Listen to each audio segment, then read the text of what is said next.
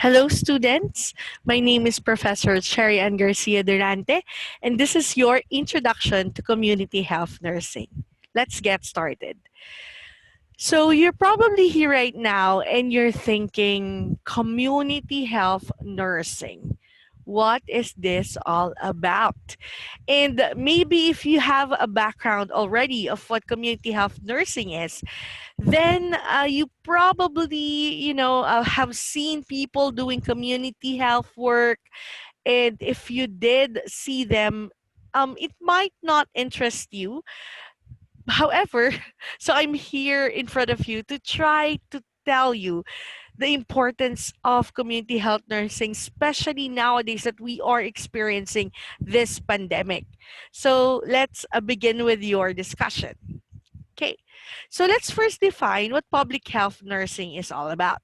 Public health nursing may be defined as a field of professional practice in nursing and in public health in which technical nursing, interpersonal, analytical, and organization skills are all applied to problems of health as they affect the community. So we are not just talking about individuals here. So, unlike your clinical medicine, or let's say your clinical practice per se, when you go to the hospital, um, you are like zooming in on the individual and the disease and the microorganism and the pathophysiology, right? So that is what happens when you talk about like individual care. However, here in public health nursing, we are more interested about not just the individual, but the individual and their family, and this family and the community as a whole. So we are not just looking into the disease process, but we're looking into other factors that affected the disease itself. Okay, so let's go to other definition. Another definition is that your public health nursing is the practice of promoting and protecting the health of population, which is very important. So, you will encounter the three P's here. You have protection, you have promotion, you have prevention. Using knowledge from nursing, social, and public health sciences. So we're combining the two disciplines, or rather multiple disciplines, and we're looking into the community as our client. Okay. So, what is community based nursing? Community based nursing is the application of the nursing process in caring for individuals, families, and groups where they live, work, or go to school, or as they move through the healthcare system. So, we are now taking the health, okay, wellness, and we're taking that care to where people are, so that's the one of the major difference. It's like when you're in a hospital, like people who are sick goes to you, right? People who are sick go to the hospital, and they need care, so they go to you. Now, in community-based nursing, you go to the patients themselves. You go to the community themselves, and it's a combination of both well and sick clients. No? So you can see that. And you're looking at them not just as individuals, but as a community. So, therefore, in a nutshell, community health nursing is the synthesis of your nursing practice and public health practice. So, if you let me just give you a backgrounder on this, okay? So, in if you're talking about let's say the COVID pandemic. So if you are in the hospital, more of your interventions will be focused on your assessment of the individual, right? For example, is the person asymptomatic? Is the person mild, showing mild symptoms? Or is my patient, let's say, needs like intubation? And you're looking at the signs and symptoms of the individual, and you're looking into how do I give like proper care to for this patient to get better. So that is your focus when you are in the hospital. But when we talk about community health nursing, it's a little bit different than that.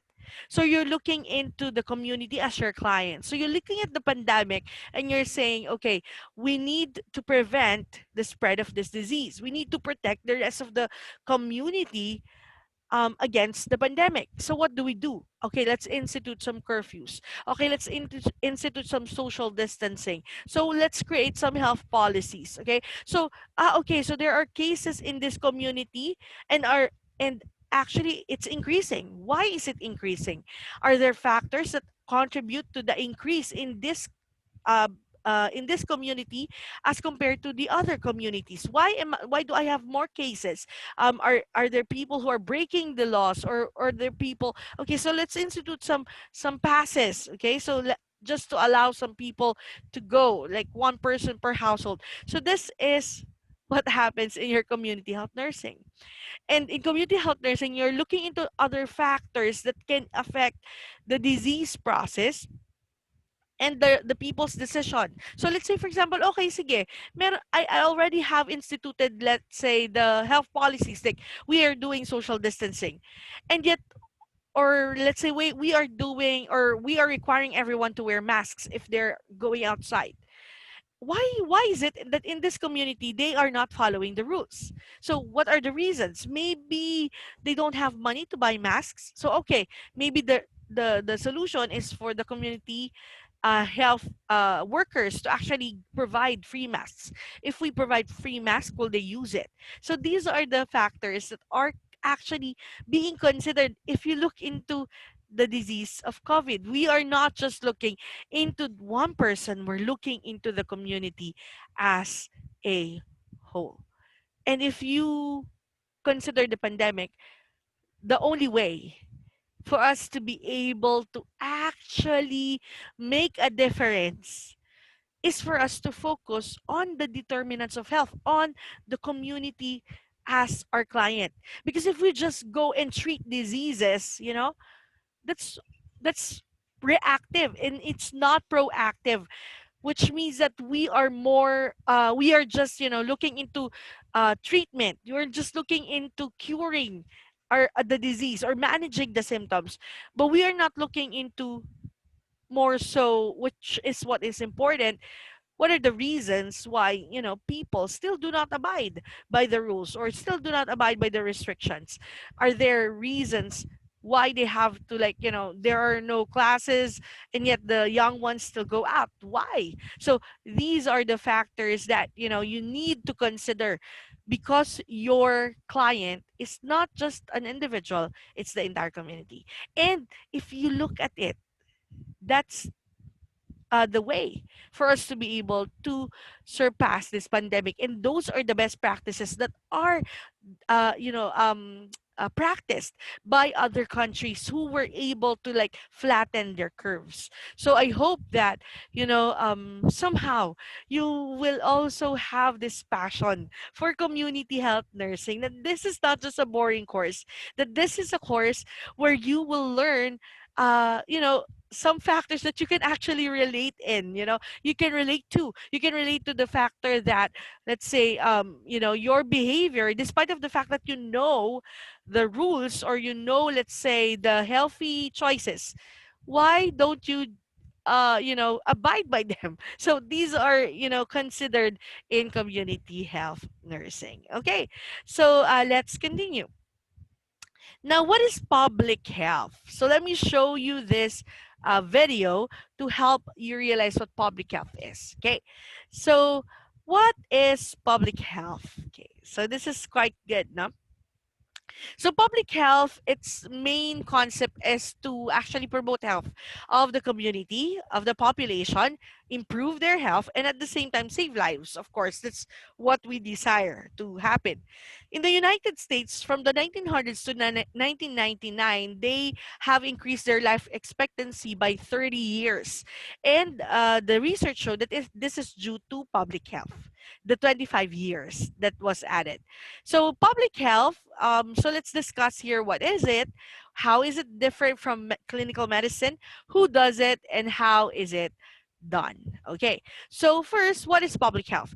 Now, there are many institutes that define health. So The WHO actually defined health as a state of complete physical, mental, and social well being, and not merely the absence of a disease or infirmity. If you look at this definition, you will see that it's such a bold and ambitious because it does not just focus on the physical, which is before ganun yung focus, physical lang. Now it focuses on mental and social factors. Therefore, public health is the science and art of preventing disease, prolonging life, and promoting health through the organized efforts of society. So it means that you have other people working towards health. So let me give you an example. Let's say, for example, a person had an accident. Okay, so let's say he was driving and then he had an accident. In clinical medicine, this is what happens, right? So the clinician will look into the issue. What is the issue? Let's say fractured bone. So the let's say the doctor will place the patient on casts. So that's it. That's the technically when the patient is healed, then that's it. That's your clinical management. However, when we talk about public health, so here in the clinical field, you see that the client is the individual. But in public health, we are not just looking into the individual. We're looking into the community. So paano yun? We ask ourselves, why did the accident occur? Is it because the patient had poor vision? Or maybe the patient do not know about rules, traffic rules.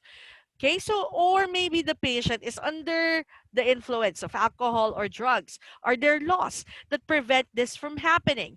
What about its enforcement? So are there laws and are these laws being followed? Okay, by and do these laws being enforced or are these laws being enforced? What about the community? What is their attitude in terms of driving? What about the support system of this person? Or what about road safety? Maybe that's the reason. Or maybe car maintenance is the problem. That's why the person had, an accident. If it's road safety, maybe there are signs that are now lacking or, faded that the patient cannot see it. So that's the reason. Or maybe the patient's car is not well maintained for the reason that, sorry, for the reason that maybe, just maybe, the patient does not have any money for this, for car maintenance. Maybe just because he doesn't have money, um, it can be attributed maybe to not having a job.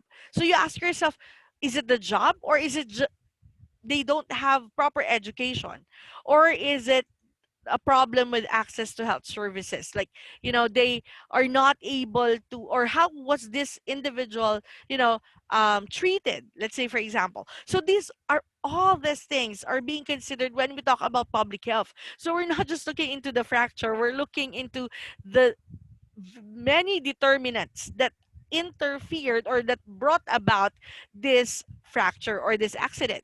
So we're looking into the individual, not just the lifestyle and behavior and physical and social economic environment, which is considered the social determinants of health. So we're looking into these complexities and we're looking into their interaction with each other. We're also looking at the upstream factors or the benefit. We are looking into this because we want to benefit the entire population. And I know that this is quite huge. This is quite broad as compared to merely looking at fracture, what type of fracture, immobilize the foot. These are the things that we do in our nursing practice. Prevent complication, maybe this can lead to, let's say, if you have a fracture of a long bone, so it can lead to hemorrhage, it can lead to your compartment syndrome, it can lead to fat embolism. So that's just one client. However, and it's also, of course, the disease process is also complex. However, when you look at the public health scenario, you see that it's quite broad and it's really approach with the community in mind.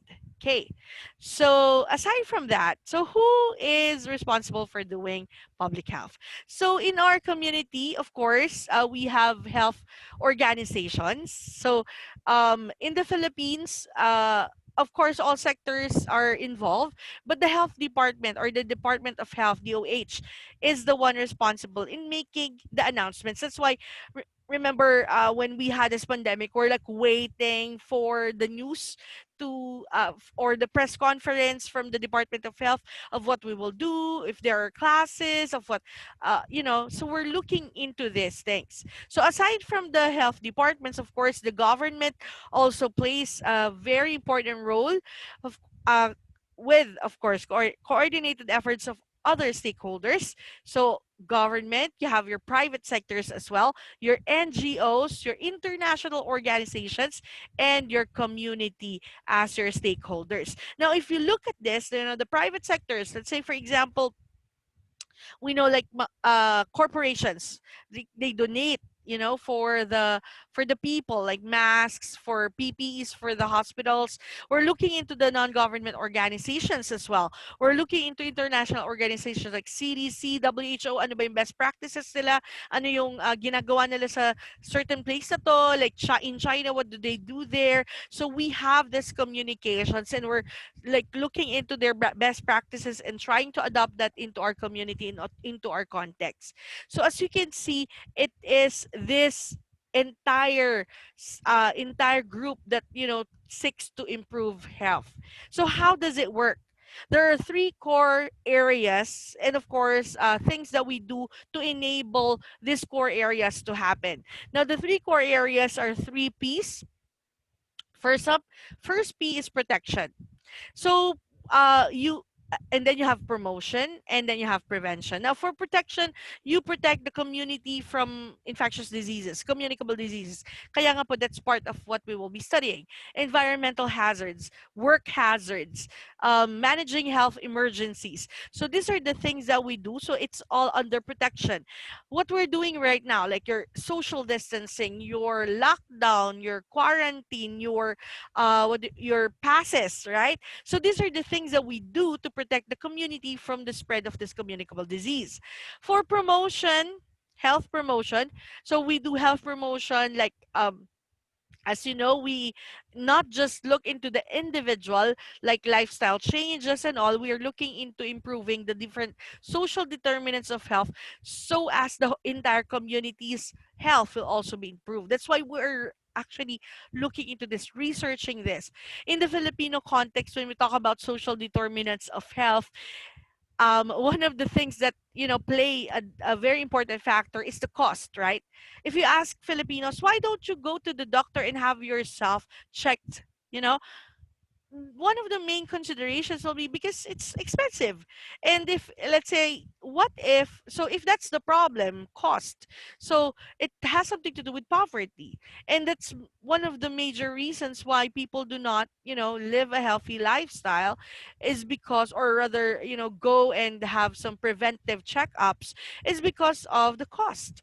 And if you look at it, if we what if we offer this diagnostic test for free, will it mean, or will it improve the population's health? So you will, seem to think yes, of course. Or will it improve the person's desire to go to the doctor, the community's desire to go to the doctor, if it's for free? Of course, that is a very important health factor or social determinant of health. For prevention, we have, you have levels of prevention. So you have vaccination, screening, you have health education. These are the things that we do to try to prevent the spread of disease. But even now, we have this group of people who do not want to be vaccinated, or who do not want their children to be vaccinated. So we call them anti-vaxxers. So that's what is the reason why they become this way? So of course, there's a reason behind it. And in community health nursing, in public health nursing, it's one of your roles to investigate. Ano ang reason kung bakit marami ang ayaw magpa-vaccinate? So some of you will, probably arrive with the conclusion that they have a negative experience with vaccines before, and they have formulated this thought process, and probably your proper education can be the solution for them to change their minds. So these are the things that we consider in public health. Now, how do these things happen? So what are the enabling factors, or enablers? Obviously, you need good governance, especially in the Philippines. Okay, so the health budget in the national is quite low, and it has to be augmented by your local government. So the local government has to prioritize health in their budgeting or in their allocation, so that it will be uh, the community health nurses will not be tied down just because there are no budget for health. Then you have your different advocacies, right? So right now there are advocacies to vaccination, immunization. There are advocacies to breastfeeding. So I see like a group of people, my friend, actually, she's one of these speakers who go from place to place to talk about breastfeeding, its benefits, and encourage people to breastfeed. So these are your advocacies, and this is where your social media influencers can, help. Then you have your capacity building. So these are the things that we do for the community. So let's say, for example, before they have instituted, let's say, pharmacies in the community which offers generic medication which are cheaper than the branded ones. So that's actually increasing the capacity of that community to be able to provide the medications for their patients in the community. And then you have also your information dissemination, which I told you is very, very important when we talk about public health. Now, all of this, okay, all of these things are what public health is all about. So we've discussed what public health is, how it's different, who does it, and how it's done.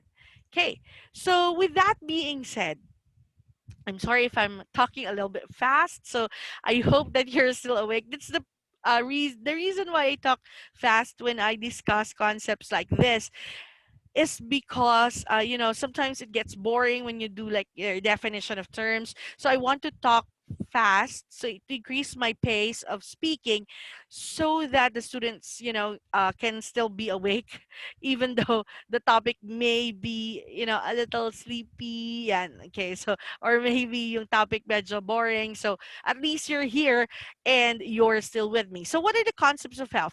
So the variety of characterizations of the word health illustrates the difficulty in standardizing the conceptualization of what health is.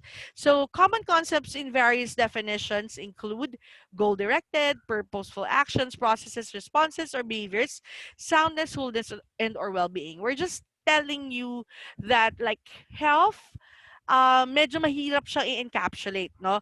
Pero most of the time, pag makita mo yung mga definitions of health, you will see there that health has something to do, or it's more of holistic. It's more when we view health now, we're not just looking into the physical, which is usually yun yung unang parameter, right? The physical. So we're also looking at the mental, which is that's why we have mental health now. It's very, very important. Social, like your interaction, psychological. So these are the things that we're considering when we talk about health, not just the physical. Okay, so there is this wholeness, this well being. It's not merely the absence of disease or infirmity. Okay, now, what about community? What is the concept of a community? What is a community?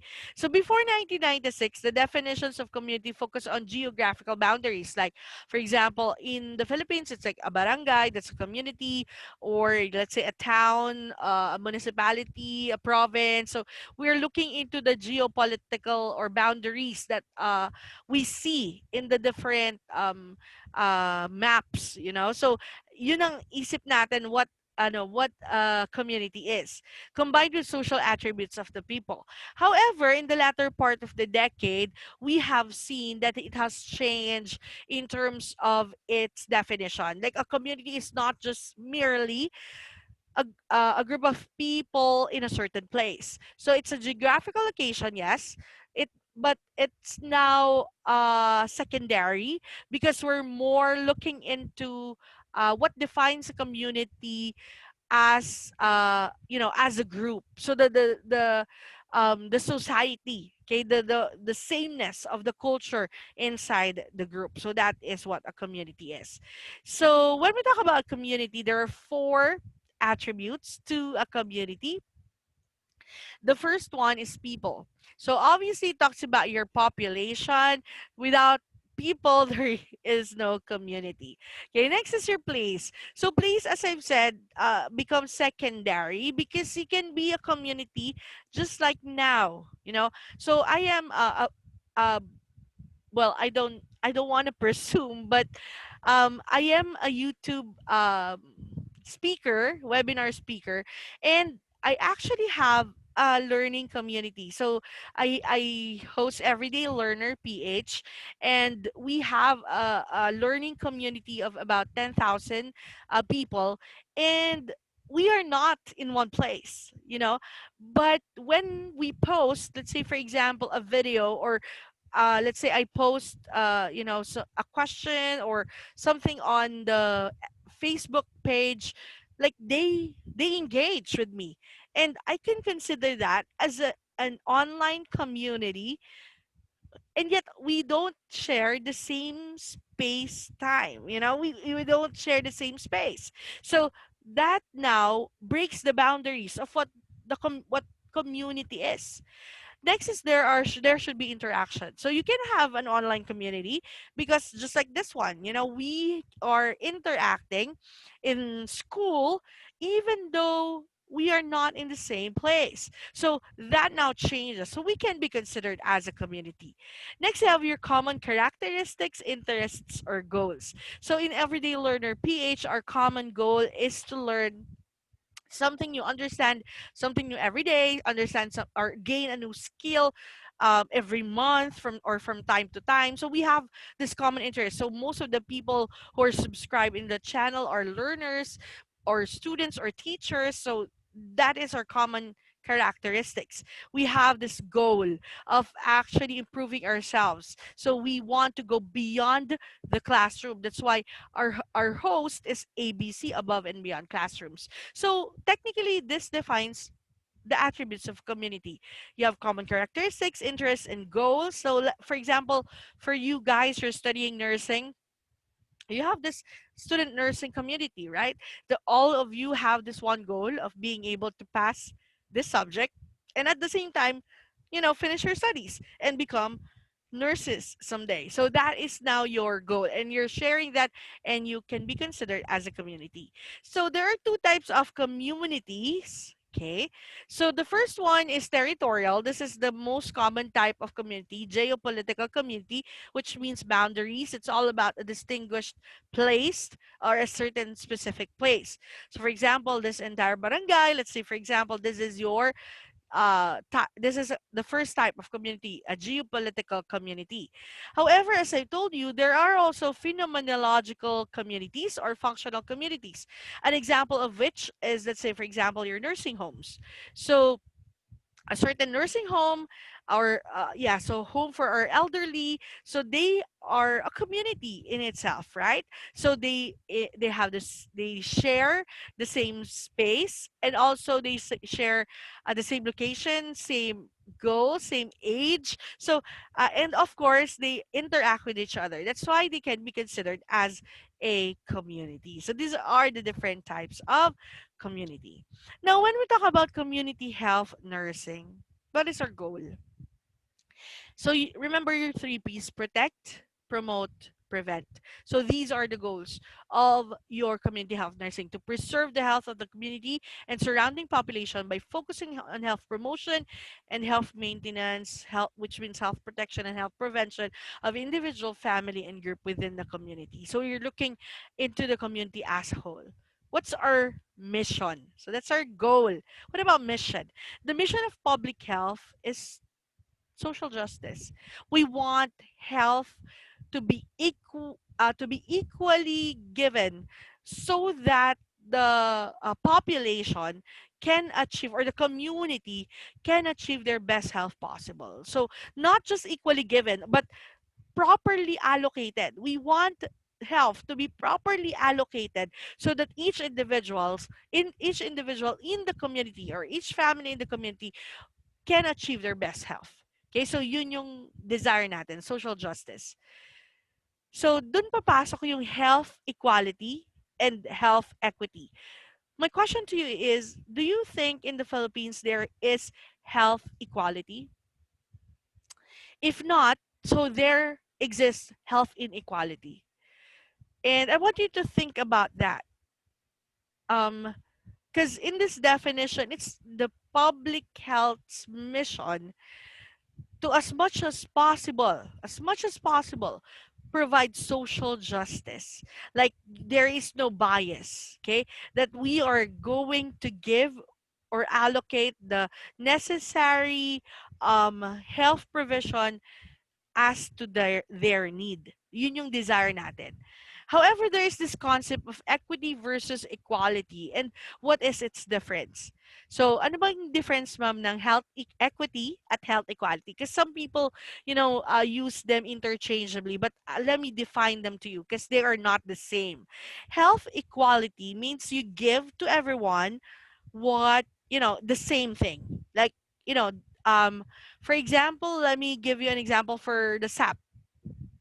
Let's say your social amelioration program, we're giving everyone the same amount, right? So let's say, for example, whoever is in the DSWD list of recipients, we give them the same. For example, you're there, and let's say you're a security guard, you're there, and you're a jeepney driver, you're there, and you're a small business owner, and let's say you're there, and you're a PWD, or let's say you're there and you're an elderly, and each five of these people will receive the same amount. That's health equality. Okay, same amount. Kung 6,000, everybody gets 6,000, irregardless of need, right? However, in terms of health equity, okay, so this is health equality. However, health equity is giving to a person what this person needs to be able to receive the best health, which means each to his need. Let me give you a more better example, or rather, let me continue my example of the SAP. So let's say for example, kahit lima sila, may elderly ka, may PWD ka, meron kang security guard, meron kang driver, and meron kang small business owner. So if you look at their needs, obviously it varies in it varies in degrees. So it's possible that the business owner, the small business owner, will have more resources to achieve their best health as compared to the rest of the group. Because let's say, for example, the daily wage earners, like the security guard and let's say the driver. So they won't be able to like go to go to their work and do their jobs. They might not be able to, or possibly the security guard can have like a skeletal force, so maybe the pay is a little lower. However, the PWD and the elderly, let's say for example, they really don't have any means, okay, of having their needs met. So in health equity, we are giving accordingly. So let's say, for example, because let's say the small business owner can, let's say, can do uh, without the 6,000, or rather a little less than the 6,000. So let's say we'll just give him 5,000, and then let's say we'll give the security guard, let's say we'll give him 5,500. I don't know, and then let's say we give the driver, let's say 6,000, PWD 6,000, and the uh what do you call this? The elderly 6,000. Or rather, we give the PWD and the elderly 6,500. So this is just an example of how you distribute your resources. So that's health equity. Because as you can see in this picture, okay, look at the crates kung saan sila nakatungtong. Okay, that serves as, let's say, your resources, your services. So, for because they don't have the same heights, kapag ka ang ginawa mo health equality, which is the one on the left, same lang binigay mo, only the person on the left side with the, the tallest one will receive or will achieve the goal of getting the fruit. Okay. However, the two will not be able to get it because they lack resources. However, in health equity, okay, you have to give these other two more for them to be able to reach the goal, or mas mataas sa crate. For example, the middle one will get 2 crates and the smallest one will get 3 crates because they are the most needy. This is what we call as health equity. However, for this to be able to happen, okay, aside from needing a lot of resources, you also need the cooperation of the entire community. Why? Because probably the tallest person will say that, well, yeah, I have more capacity than the other two because let's say I saved money, okay, but the other two did not save money.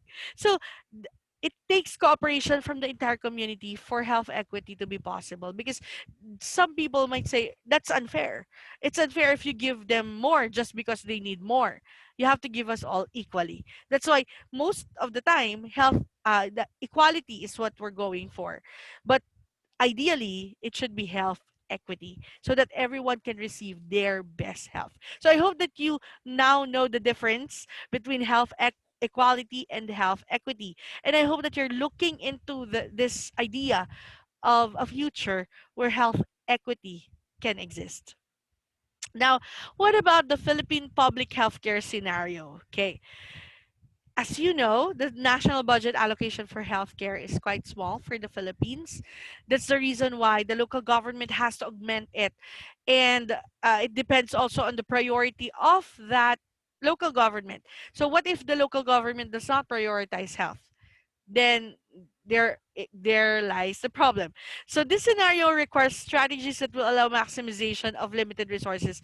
That's why if you want to be a community health nurse, well, it's very, very rewarding. I am not a community health nurse. I've been a professor for 13 years now, and yet when I see community health nurses, I'm like super proud of them. And also I really admire them because they have this way of doing uh, being very resourceful, because that's one of the characteristics that you have to have if you're a community health nurse. You have to be resourceful. They are these advocates for their patients, and they're super loved by the community. That's one of the things that you will experience. That is where you will gain your job satisfaction, because you will be loved by the community. Because that's what happens when the community health nurse really works for and serves the community to improve their health. So with the limited resources that you have to do this health promotion, disease prevention, and protection of the community. And in the Philippine context, that is not easy to do. That is not easy to perform. That's the reason why you need to be resourceful. You need to build networks. It's necessary to build networks. Like, you have to know what are the government funding agencies that I can go to, let's say, provide livelihood for the community that I'm working for, or let's say to improve their social determinants of health. So all these things, are there free, businesses that they can, start, or what about test the horses, so so as to improve the social determinants of health. Because remember, we're not just looking about your community's disease. We're looking into improving their lives as a whole. And that's just amazing. To me, that's amazing. And this is what public health nursing is all about. So, that's the introduction to community health nursing. I hope that there is in your heart desire to learn more about community health nursing, and also um, to consider this as a field, as a pathway for you, serving your community, especially if you're already with the heart of a public servant. So maybe this is a way for you to be able to give back, to be patriotic, okay, and give back to the Filipino community. So thank you so much for tuning in and listening in on our video lecture. So if you have questions and for the next topics, just wait for the next announcements. So thank you so much and God bless.